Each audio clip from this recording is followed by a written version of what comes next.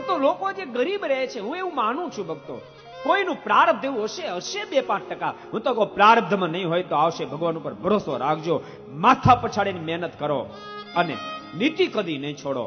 નહીં પ્રારબ્ધમાં હોય તો ઠાકોરજી આપશે, પ્રારબ્ધ નહીં હોય તો આપશે. આ લોકોની ફરિયાદ છે ગ્રેજ્યુએટ છોકરાઓને નોકરીઓ નથી મળતી. હું તો કહું નહીં, નોકરી શું કામ? ભલામણ એક અભણ માણસને રોજના 300 રૂપિયાનો પગાર જો મળી શકતો હોય, એને મજૂરી મળી શકતી હોય, ગ્રેજ્યુએટ ને ડબલ ગ્રેજ્યુએટ થયેલા છોકરાઓને આટા મારવા પડે? આત્મા શું માગશે? યાદ રાખજો, એનું કારણ તમને બતાવું, હું સમજુ ત્યાં સુધી. એક તો પહેલું કારણ એ છે કે ભણ્યા પછી માણસ સીધી એસી ઓફિસ જોઈએ. યાદ રાખજો, સીધી એસી ઓફિસમાં જ બેહવું છે, બીજી મહેનત કરવી નથી.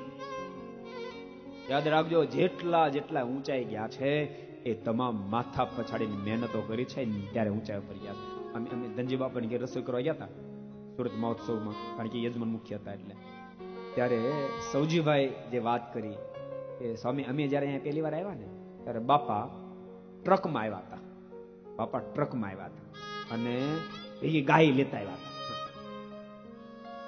ખૂબ એવા દિવસો મેં જોયા, પણ મહેનત એવી કરી, 12-14 કલાક સુધી મહેનત કરી અને ભગવાન ઉપર ભરોસો. મેં 1.25 લાખ જન્મંગલના પાઠ નારાયણ મુનિ દેવીની આગળ બેસીને કર્યા, ભગવાનનો ભરોસો.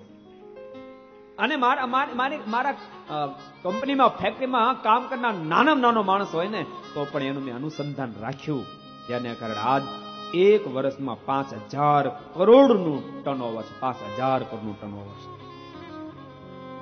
માથા પછાડીને મહેનત કરો, નીતિ કદી ન છોડો, અનીતિ કદી ન આદરો.